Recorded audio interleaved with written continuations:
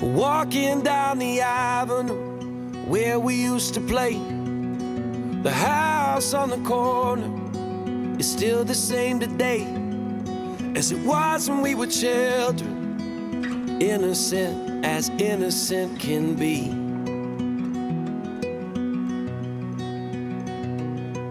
I borrowed all your records, you borrowed mine from me. We sat and talked for hours in a box hung in a tree, and we stole your daddy's last bottle of gin.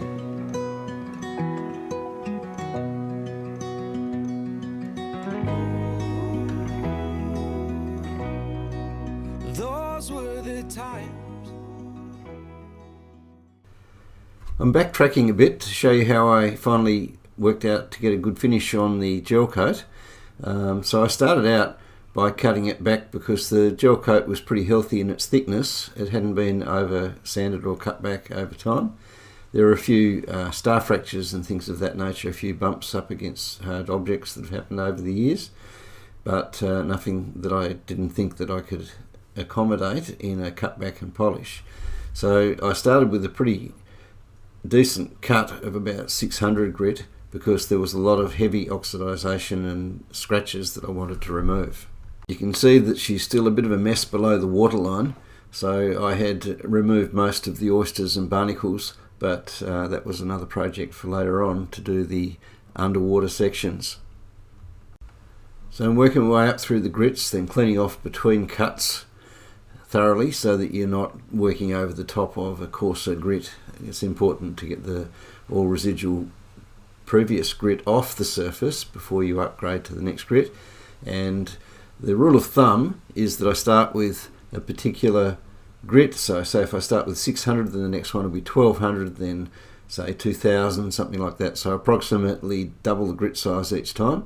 And then by the time you get to 600 to 800, you can use a cutting compound like this one, a professional automotive product that doesn't have fillers in it. So it is genuinely giving you a polish on the surface, and this one will coat with 600 to 800 grit scratches. The quality of the finish all comes back to starting with a coarse enough cut and finishing with a really fine wax and polish, and using really good quality products which are very expensive. I find that the things from the automotive industry seem to work pretty well and a little bit more cost effective than the dedicated marine products. So I'm buffing back here with the wax and polish just to see what the final result will be. So far so good. I prefer to take my time using relatively low speeds on the sander polisher, and the key as always is light cuts and sharp paper, or good quality grit if you're using a cutting compound.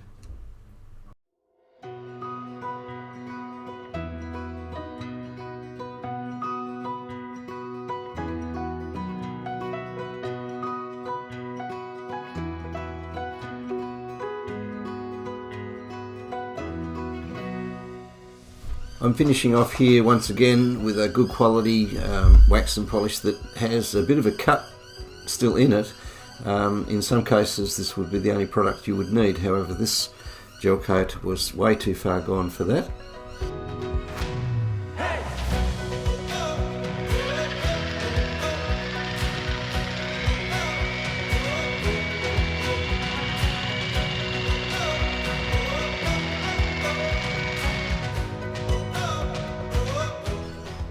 So again, so far so good. A final buff up with a lamb's wool pad.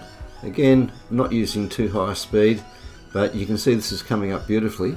So it was sufficient evidence for me to go ahead and use cut and polish rather than repaint above the waterline.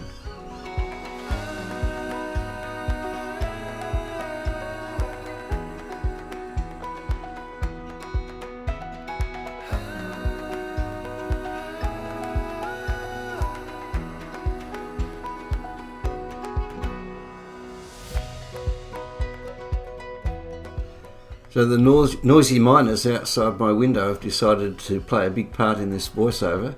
Sounds like World War III out there. They're in their breeding season and fighting for territory. So I think you can probably still hear it in the background, but I've cut most of it out. So there we have it, a perfect mirror finish. But sadly, the gel coat was too far gone. I'd had to cut way too hard, and the shadowy sort of undercoat was starting to show through. So it was time to go for a bike ride and contemplate what I was going to do next. So it was time to start to think about repainting rather than cutting and polishing, and I'd had a pretty reasonable result on the cabin top.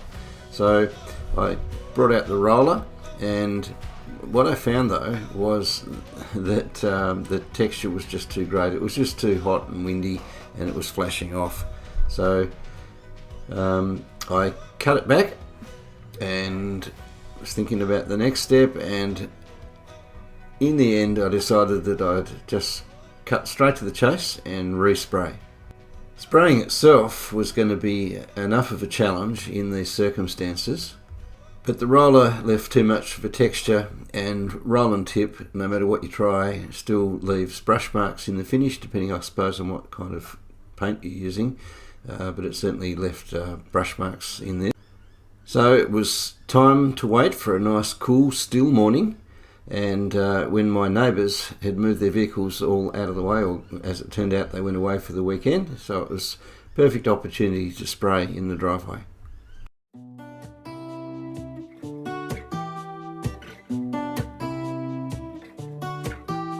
I'm walking, but all these thoughts are running. Yell and catch me if you can, and I'm wondering if I should chase behind or stop wondering and try to take a stand. Oh, and they keep asking where the hell I'm going, who I'll be for the rest of my life. Well, I don't know where time is gonna take me. No, I'm just trying to take my time.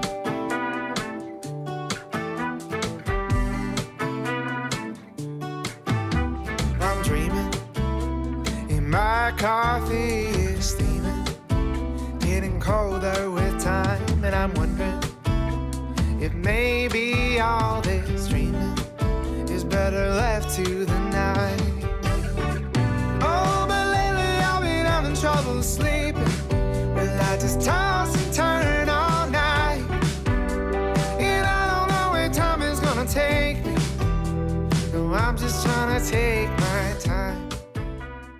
Once you've made a mistake like I did by trying to apply this 2-pack acrylic urethane with a 4mm hair roller, leaving too much texture in it, it's really hard to come back from that. And so you start off by cutting back with the minimum that you think will be needed to do the job, and then it's time eventually to bring out the big guns.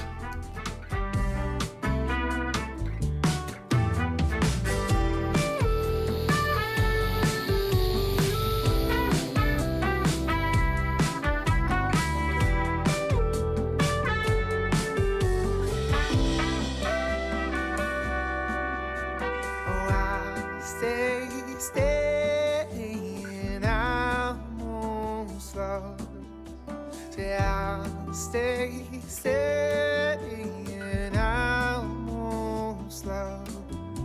Say I'll stay steady and I'll move. In this case, it was time to bring out my industrial 6-inch random orbital sander, and you can still see the texture that's left. I haven't got it perfectly flat. Until you get rid of all those rings, you're never going to get a perfect job. But anyway, this is an older boat, and I'm trying to bring back an appropriate standard that you can enjoy it without it looking too doggy, but without being too perfectionist, otherwise never get the job done. Stay steady, just wait, yeah. Oh, so tell me that it's gonna be alright.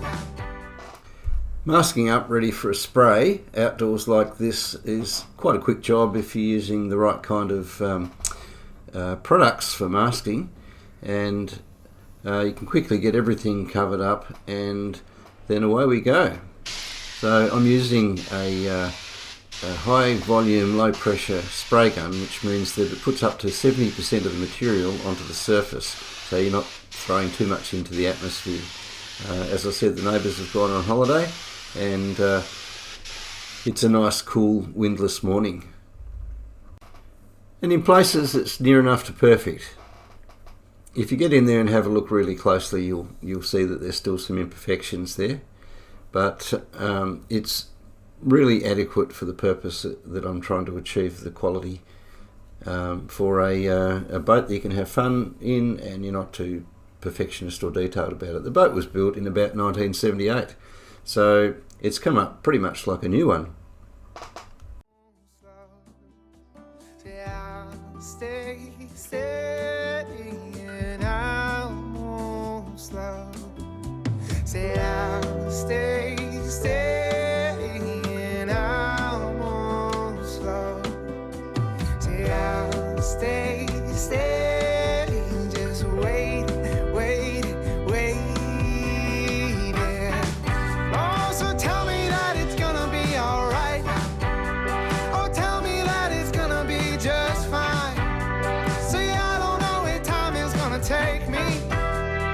I'm just gonna take my time.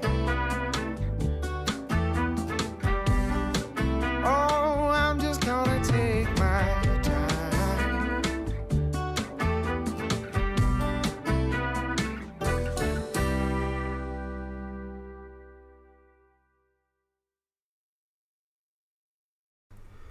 You can still see that there's a little bit of texture that's left there because I didn't go right back to dead flat surface, but I'm really happy with the result. And I'm finding that she's turning heads at the launching ramp, and people asking questions about this little old boat that looks brand new. And now the really nasty bit, getting down underneath again with the industrial random orbital sander. With pretty coarse paper. I think I was using 40 grit ceramic paper there, and trying to get the remainder of the oyster shells off. Really difficult job, as someone pointed out. Just throwing a bit of electricity about it doesn't mean the oyster shells have gone, but I got rid of 90% of them. The problem is that the oyster shells themselves are ceramic, and they go through sanding papers like nothing else.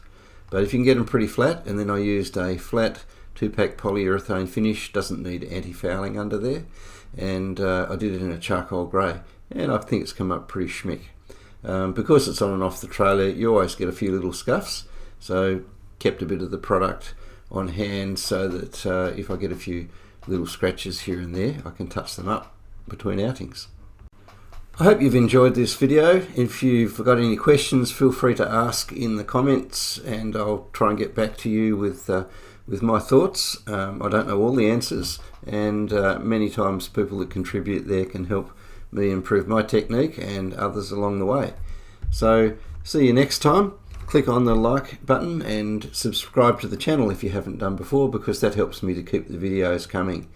I did manage to get her launched just prior to Christmas, and Dave and I took her on a fantastic trip from Bribie Island out to Moreton Island and Hangaluma. Went and had a look around all the wrecks out there before sailing back, and that video will be out in the next week or so.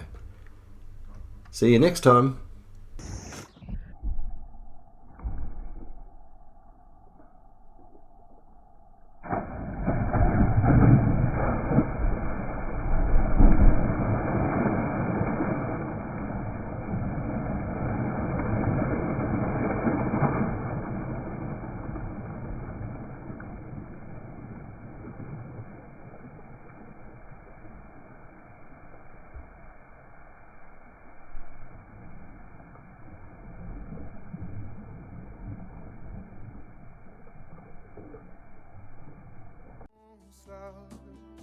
Say I'll stay steady and I won't slow.